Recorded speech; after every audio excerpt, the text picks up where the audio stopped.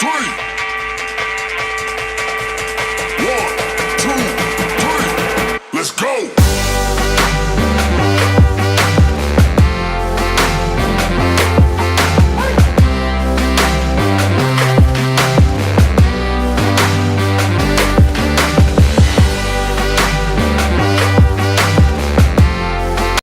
All right, welcome to a new week of Teaching Crypto. There is a lot happening in the crypto space. Please hit that like, that subscribe, bell notification. You don't want to miss out. Join us, help us get to 2,000 subs, and ride with us as we have a huge bull run just getting started right now. And MrFOMO, over the weekend when we left our audience, we talked about link testing 20, and it looks like it's going to happen very, very soon. And even though Bitcoin didn't do much over the weekend, Chainlink kept its momentum, and you see now we're over $19.50 here, and we talked about resistance being at 20. I mentioned when this first dip started that I easily could see Chainlink at 30 in March, and I don't know if it's going to wait till March for Bitcoin to recover. That's right, Tennessee. Hopefully, great times for everyone that watches this show. Please spread the word here. This is interesting because this reminds me of the mini bear in the last bull run. If you remember, there were a couple months where Bitcoin did really horribly when we kind of had our double top, but other alts began to show that they were ready to run. And this thing is really ready to run. And so this is where it gets tricky. Do you get in here? Because if it gets above 20, the next major resistance isn't till between 26 and 28.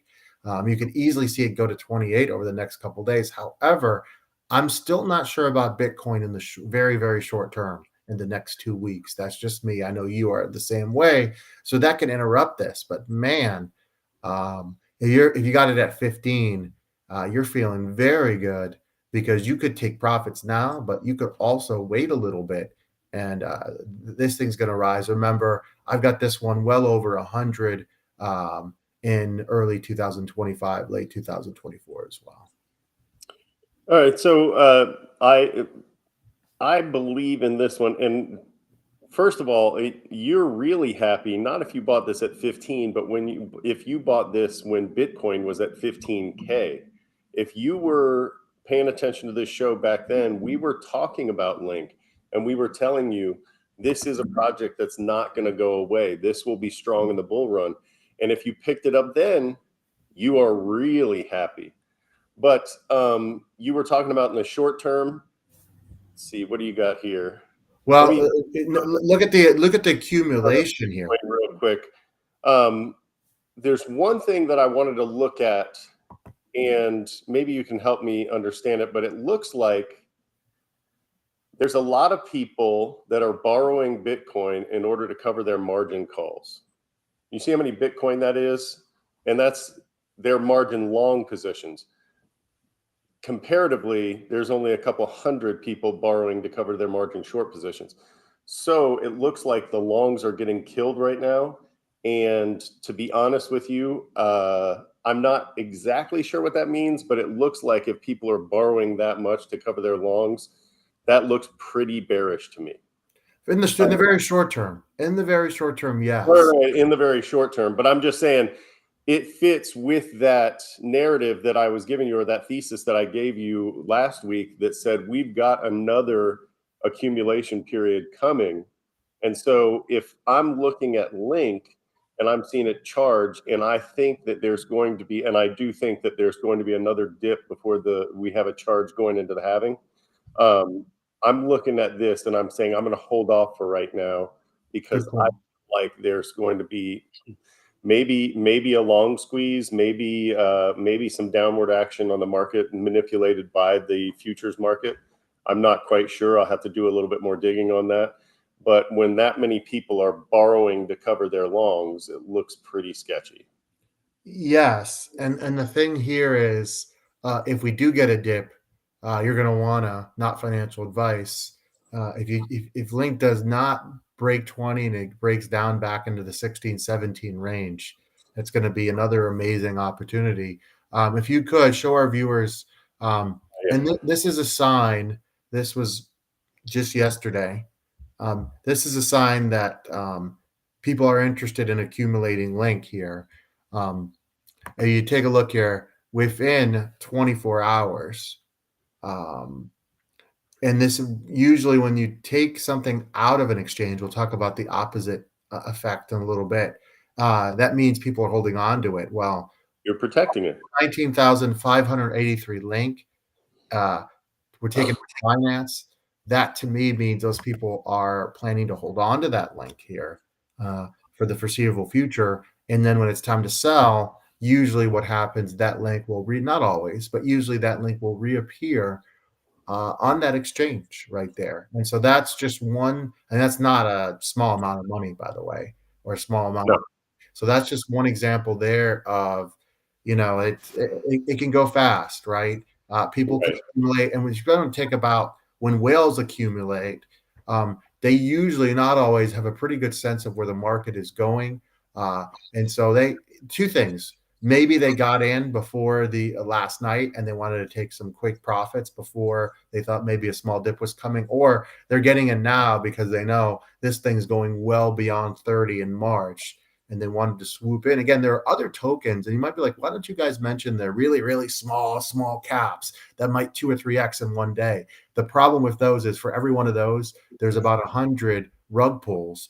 And so these whales, they're not going to play those games that someone might, where they throw $20 at a token. They have a lot of money to spend, and they're going to be watching the established projects because they can't afford to just waste millions and millions of dollars. That's not how they became rich. So that's why that happens, by the way.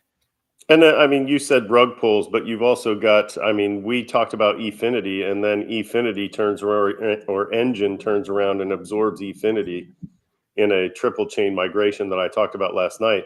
So, the further you reach down, the more dangerous it becomes, even in legitimate projects. It doesn't even have to be a rug pull. It's tough to go down that far. I mean, that was only, I think, in the 200s Efinity when we were looking at it, and now it's basically dead. So over the weekend, MrFOMO, and I tagged you on this, I said it's going to be very painful not to have ETH in the month of March. And let me explain. There's been a lot of ETH accumulation, and people are like, well, it's not moving.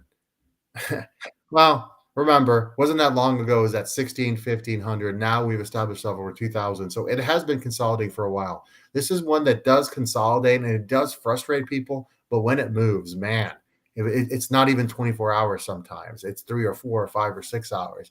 It really, really moves here. And this past week, nearly 510,000 ETH have been withdrawn from exchanges. And that's a value of 1.22 billion.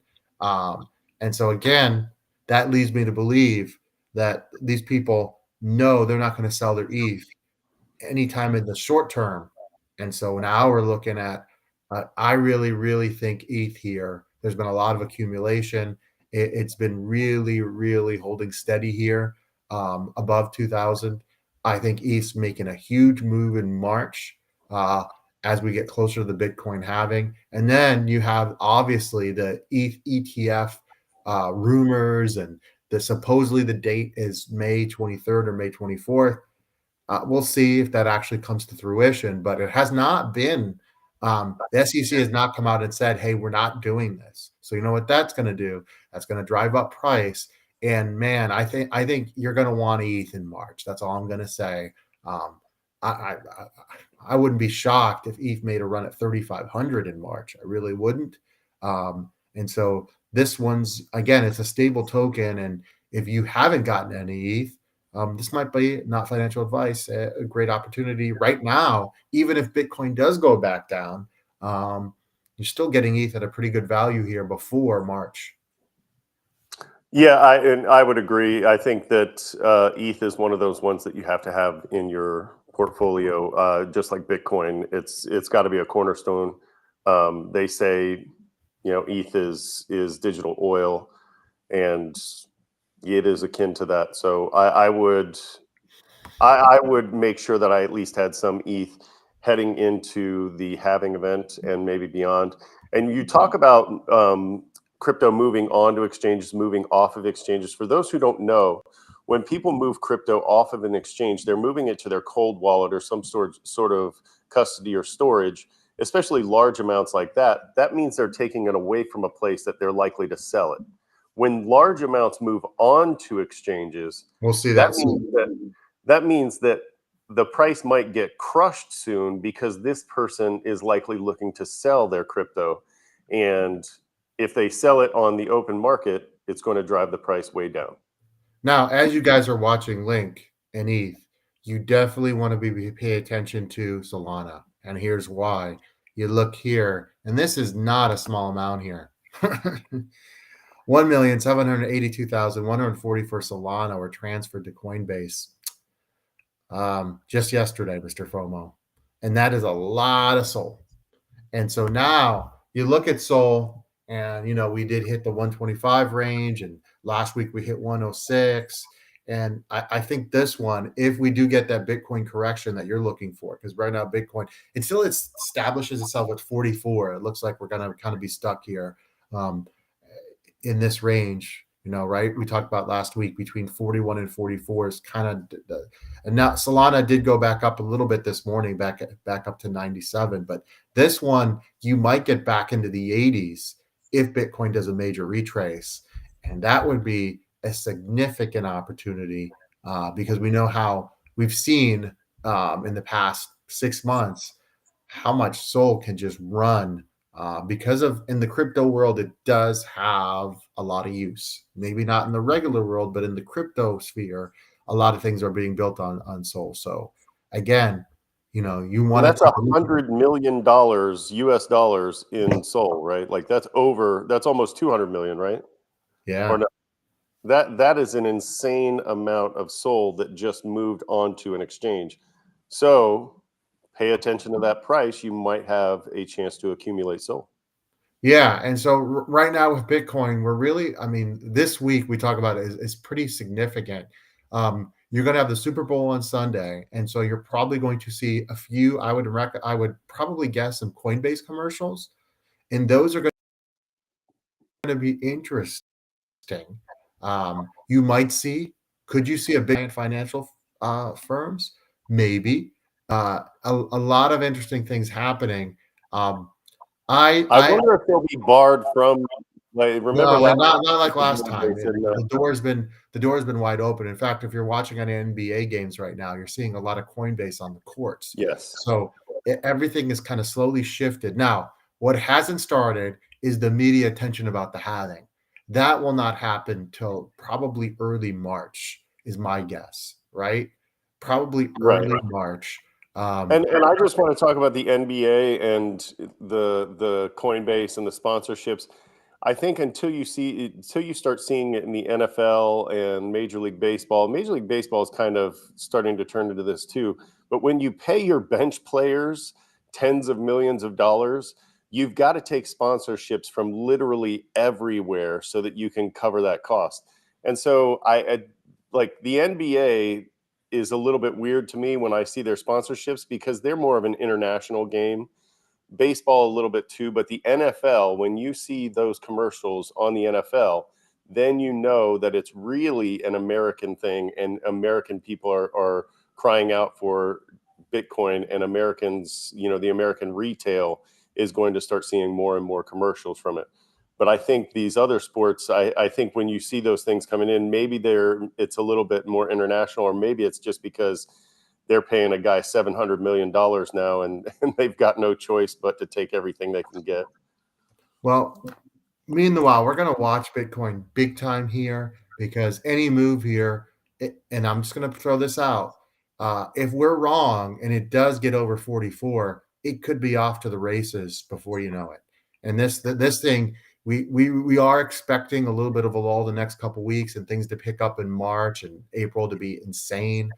I think March and April will be insane, in my opinion, maybe even early May before we see another dip. But again, there's no guarantee. There could be a catalyst, something could happen, and boom, we're off to the races. So you want to keep it locked into teaching crypto. Please hit that like. Just have some dry powder available for this next couple weeks, because if you do see some commercials on the Super Bowl, that could be a signal where some investors are going to sell the event, right? There's no rumor that there's going to be, other than us saying that this kind of stuff. But really, if you start seeing those things and there's a lot of hype built around it, there might be a situation where a lot of the big money sells the event, and then we see that catalyst for that dip through February into that explosive March and April. Yeah, so keep it here, guys. Thank you guys so much for your support, and have a great Monday. See you See ya. soon.